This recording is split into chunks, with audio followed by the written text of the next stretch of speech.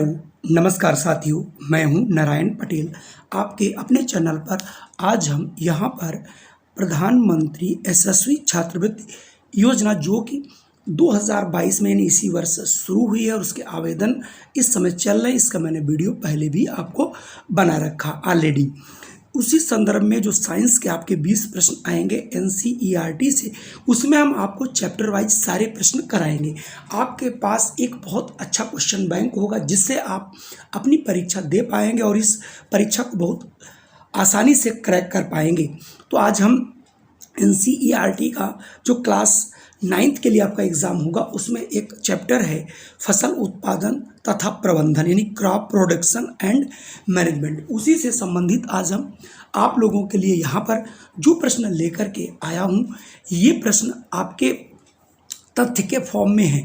इसके बाद में 50 क्वेश्चन आप लोगों को ऑब्जेक्टिव भी कराऊंगा। तो आइए फटाफट, ये जो पूरा चैप्टर है इसमें क्या है, इसमें दिया गया कि फसल क्या है, सामान्य फसलें क्या है, दाल क्या है, तेल बीज क्या है, सब्जियां क्या हैं, फसलों के प्रकार जैसे खरीफ फसलें, रबी फसलें, है ना, मृदा का निर्माण, पौधशाला क्या है, बीज की बुवाई कैसे करते हैं, कटाई कैसे करते हैं, इसमें ढेर सारे, और उनसे कीट पतंगों से हम रक्षा कैसे करते हैं उस पर संबंधित है। तो आइए, मैं जो 25 आज के तथ्य हैं वो मैं आपको शेयर करता हूँ, आप देखेंगे इनसे आपके पास बहुत अच्छे प्रश्नों का एक संग्रह होगा।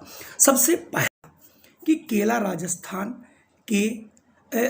राजस्थान के रेगिस्तान में नहीं उगाया जा सकता।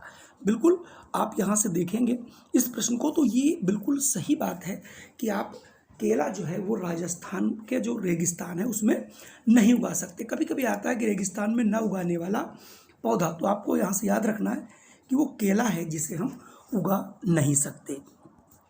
अगला प्रश्न है, सेब पहाड़ी क्षेत्र में उगाए जाते हैं। सेब की खेती नहीं होती, सेब जो है पहाड़ों पर उगता है। धान तथा गेहूं खाद्यान्न फसलें हैं।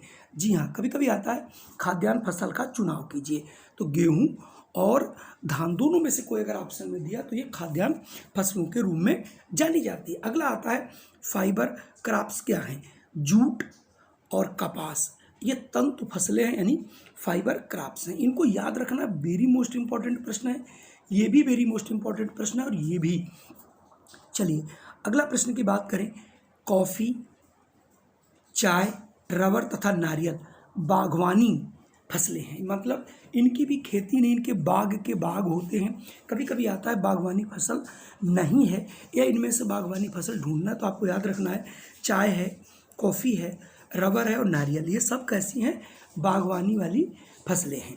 अगला है सब्जियां, फल पादप और फूल पादप सस्य विज्ञानी हर्टिकल्चर की फसलें, यानी कभी कभी आता है हर्टिकल्चर की फसल कौन है, तो आपको यहाँ से बहुत सावधानी पूर्वक याद कर लेना है। अगला है वेरी मोस्ट इंपॉर्टेंट प्रश्न, खाद्यान्नों के से मुख्यतः कार्बोहाइड्रेट, यानी जो खाद्यान्न है उनसे हमें कार्बोहाइड्रेट मिलता है अनाजों से, जो दाल है उससे हमें प्रोटीन मिलती है, तो प्रोटीन के लिए दाल और खाद्यान्न से हमें कार्बोहाइड्रेट प्राप्त होता है।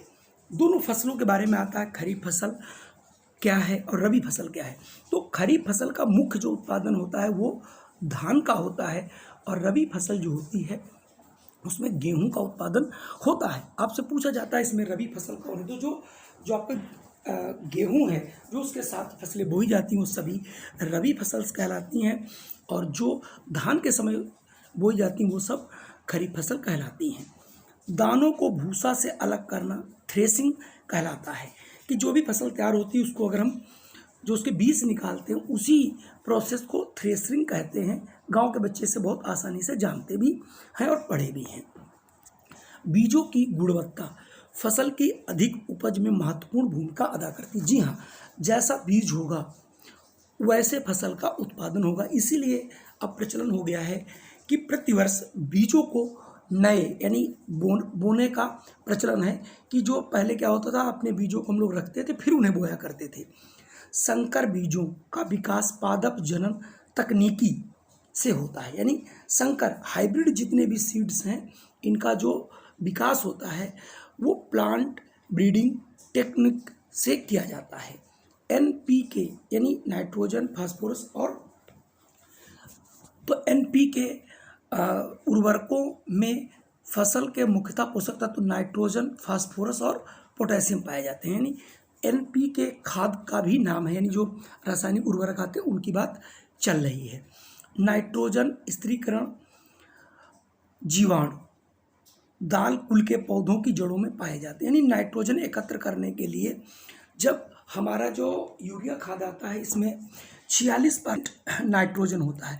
अगर आपको नाइट्रोजन चाहिए तो जो दाल जिनमें बनता है इनकी जो जड़ें होती हैं उनमें देखा होगा छोटी छोटी गांठें पड़ जाती जो कि नाइट्रोजन एकत्र करती हैं। तो वहाँ पर ये बात कर रहे हैं कि अगर आपको नाइट्रोजन स्थिरीकरण बढ़ाना है ना, तो उसके लिए हमें करना क्या रहता है कि दाल कुल के पौधों को बोना चाहिए, जिससे हमारे खेतों में नाइट्रोजन की कमी ना हो। मूंगफली तथा कपास में को प्रायः साथ उगाया जाता है। यानी हमारे यहाँ चूँकि यूपी वगैरह में नहीं उगाया जाता, लेकिन जहाँ जहाँ मूंगफली होती है वहाँ कपास और इन दोनों को प्रायः एक साथ उगा लिया जाता है। फसल चक्रण में एक फसल दाल कुल की होनी चाहिए। यानी इनका कहने का मतलब है जब हम फसलें जैसे साल में 2 फसल लेते हैं या 3 लेते हैं तो उसमें एक फसल दाल की होना बहुत आवश्यक है, इसलिए क्योंकि नाइट्रोजन की मात्रा खेतों में बनी रहे। पौधों में मली रोग यानी विल्ट डिजीज जीवाणुओं द्वारा होती है। तो ये मली रोग क्या होता है, इसमें पत्तियां पीली पड़ जाती हैं, पौधा सूखने जैसी स्थिति में आ जाता है, ठीक है। और आदमियों में अगर ये रोग होता तो त्वचा उसकी बेकार हो जाती है। तो ठीक उसी प्रकार से पेड़ों के लिए भी, लेकिन इसके लिए जीवाणु उत्तरदायी है। चलिए आगे बढ़ते हैं। सिट्रस कैंकर रोग जीवाणुओं द्वारा होता है, ये भी याद रखना है। तंबाकू का मोज़ेक रोग विषाणुओं द्वारा होता है, ये जरूर याद रखने हैं।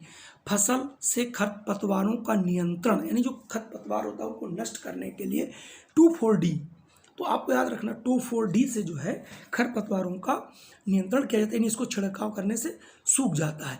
मेटाक्लोरो खरपतवार नाशियों द्वारा किया जा सकता है। अगला प्रश्न, चाइना के लोगों ने फसली चूहों को खेतों से भगाने के लिए विशिष्ट आवृत्ति का ध्वनि यंत्र यानी साउंड डिवाइस विकसित किया है कि चूहों को अगर खेत से भगाना, हम लोग चूहों को भगाने के लिए प्रायः कीटनाशक का प्रयोग करते हैं, यानी दवाएं रखते हैं, तब वो मरते हैं। लेकिन चाइना के लोगों ने एक ऐसी आवृत्ति बनाई है, एक ऐसी ध्वनि यंत्र बनाया जिसको करने से खेत से चूहे भाग जाते हैं। अगला प्रश्न है, विशिष्ट पीड़कनाशी जैवनाशी कहलाते हैं। तो जो विशिष्ट पीड़कनाशी हैं उनको हम लोग जैवनाशी कहते हैं। खेत की जुताई की आवश्यकता, कभी कभी आता है खेत की जुताई क्यों की जाती है, तो उसका कारण है जड़ों से मिट्टी में स्वतंत्रता पूर्वक प्रवेशन। यानी खेत की जुताई का आवश्यक जड़ों में मिट्टी में स्वतंत्रता प्रवेशन तथा वातन के लिए होता है। इससे मृदा जीवाणुओं की वृद्धि में प्रोत्साहन मिलता है। खाद तथा उर्वरक फसल की वृद्धि के लिए आवश्यक पोषक न्यूट्रिशंस हैं। यानी हमारे लोगों बढ़ने के लिए जैसे हम लोग खाते पीते हैं ठीक उसी प्रकार से खाद और उर्वरक फसल के लिए आवश्यक पोषक तत्व हैं जो प्रदान करती है। फसल की पीड़कों, दंतकों तथा चिड़ियों की सुरक्षा के लिए आवश्यक है। अगला है, पादप प्रजनन से फसलों की नई प्रजातियों का विकास किया जाता है जिनकी उपज अधिक तथा रोग प्रतिरोधक है। तो कुल मिला के ये 25 तथ्य थे। अब हम इन्हीं के 50 प्रश्न लेंगे जो कि आपको अगले वीडियो में मिलेंगे। संभवतः ये वीडियो आपको जरूर पसंद आया होगा। जय हिंद, वंदे मातरम। फिर मिलते हैं एक नई वीडियो के साथ।